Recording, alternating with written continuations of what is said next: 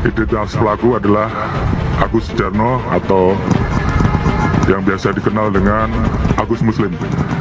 Pelaku terafiliasi dengan kelompok JAD Bandung atau JAD Jawa Barat, dan saat ini tim terus bekerja untuk bisa menuntaskan peristiwa yang terjadi. Ada kejadian memilukan yang dilakukan oleh gerombolan otak cingkrang. Ada kelompok yang mendukung terjadinya kejadian tersebut, dan jangan lupa ada ideolog atau motivator yang memberikan mereka keyakinan bahwa tindakannya benar dan sesuai dengan hukum agama. Ini harus dihentikan cangkemnya. Jangan lagi memberi kesempatan para penceramah yang menjadi motivator atau memberi keyakinan bahwa bertindak konyol itu bisa dapat stempel surga. Ini yang paling ada. Berhubung ada tragedi di Mapolsek Astana Anyar, Kota Bandung, Jawa Barat, adapun dipertanyakan tentang ucapan UAS. Sebetulnya ini ucapan lama, namun seringkali diputar ulang ketika UAS ditanya tentang gerakan di Palestina. Maka UAS menjawab, ini bukan harokah intihariyah, tapi ini merupakan harokah istishadiyah. Ada yang fatal dari pernyataan UAS ini. Terkait pelaporan UAS, ya, pelaporan UAS, di mana ada ceramah dari UAS yang menyinggung, yang berisi ceramah menyinggung atau menghina agama, dan kemarin kita juga sudah mulai melakukan proses penyelidikan awal, di mana terhadap dilakukan pemeriksaan. Jadi ada pemeriksaan kurang lebih sekitar 6 orang yang kita lakukan pemeriksaan awal. Saya berceramah dalam masjid di tengah orang Islam. Saya jawab menurut hadis Nabi, dilaporkan. Tak takutkah Ustadz Somad? Apa yang kutakutkan sebanyak ini orang membela? Yang memilukan yang dilakukan oleh gerombolan otak cingkrang, otak pekok, yang membuat kita semua pada akhirnya berduka ketika anggota Polsek Astana Anyar di Bandung sedang apel. Ada laki-laki mengendarai motor menerobos kantor polisi itu.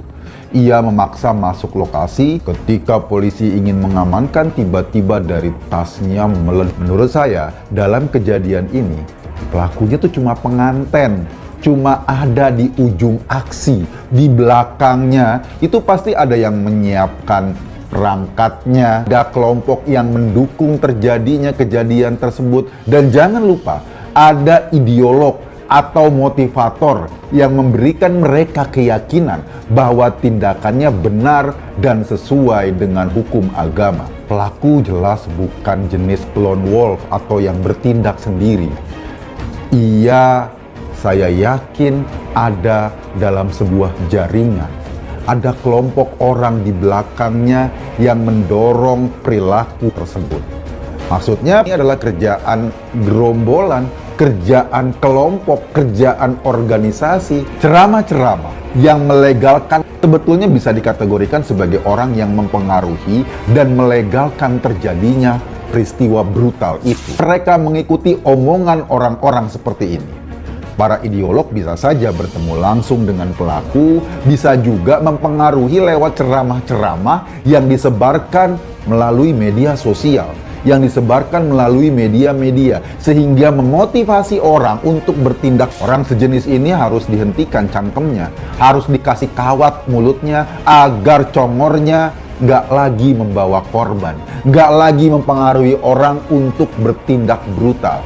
Mengacu kepada kejadian ini, kita berharap aparat mengungkap jaringan termasuk para ideolog atau para penceramah yang memberi motivasi mereka untuk melakukan kekejian. Di lokasi ditemukan sebuah sepeda motor bercat biru. Di bagian depan motor itu ada kertas yang dituliskan, KUHP itu syirik, hukum kafir. Jadi dia mau memerangi para penegak hukum dengan menuliskan kutipan, sebetulnya bukan kutipan, menuliskan ayat Al-Quran di situ. Jelaslah, ini sejenis protes pada kitab Undang-Undang Hukum Pidana yang baru saja kemarin disahkan oleh DPR. Mereka ini nih, gerombolan-gerombolan kayak gini memang selalu berteriak bahwa hukum buatan manusia itu sama dengan hukum setan. Negara yang melaksanakannya disebut dengan negara tauhid. Jadi ketika mereka mengutuk hukum buatan manusia seperti KUHP kita, sebetulnya mereka juga sedang menggunakan hukum dengan berdasar pikirannya sendiri. Kalau mereka nggak bilang bahwa hukum yang mereka yakini adalah hukum buatan manusia, ya mereka emang setan. Karena itu dia tadi, mereka mengkafir-kafirkan orang lain. Dan repotnya, mereka seolah merasa itu yang paling benar. Mereka kayak hidup bertetangga dengan surga. Kayaknya udah deket-deket banget dengan Tuhan. Kemana-mana jalan seolah-olah mereka mewakili maksud Tuhan di muka bumi. Inilah ciri-ciri orang halu. Orang halu yang ngaco ya akhirnya membawa kekacauan. Mereka merasa berpegang pada hukum Allah dan mengapirkan semua aturan yang dibuat oleh manusia. Padahal hukum Tuhan yang mereka maksud itu kan juga penafsiran mereka atas isi kitab suci. Artinya, ketika mereka menuding-nuding orang lain menggunakan hukum yang bukan hukum agama, mereka sendiri juga tidak bisa menjaminkan bahwa penafsiran mereka adalah beneran itu isi kitab suci. Mereka menafsir-nafsir sendiri, hukumnya juga hukum otaknya sendiri. Ciri orang yang berpandangan salafi, wahabi, takfiri ini adalah gampang mengkafir-kafirkan orang lain. Mereka merasa benar sendiri, lalu sibuk dengan simbol-simbol kesalehan seperti baju, jidat, bewok, jenggot, dan lain-lain. Pada tahap yang paling kecil, perilaku salafi, wahabi, takfiri ini seperti tercermin dalam sikap yang intoleran. Sikap yang membenci agama lain, membenci orang yang seagama juga tetapi berbeda tafsir dalam menjalankan agama. Baru aja kemarin misalnya di Cianjur, orang mau berbuat baik, gerombolan ini juga dengan cara berpikir yang sama merobek nama gereja. Padahal gereja itu mau berbuat baik, membantu korban, tetapi mereka sudah bertindak dengan kebenciannya. Kaum Khawarij yang sekarang disebut salafi, wahabi, takfiri itu banyak bertebaran di sekitar kita. Populasinya gue lihat makin lama makin bertambah. Jangan lagi memberi kesempatan para penceramah yang menjadi motivator atau memberi keyakinan bahwa bertindak konyol, menyakiti orang lain itu bisa dapat stempel surga. Ini yang paling ngaco. Para penceramah yang sering memotivasi mereka, bahkan melegitimasi ajaran kekerasan ini, mestinya bertanggung jawab.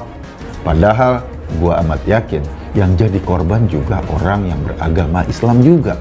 Apa mereka nggak mikir ya, kok beragama serusak ini?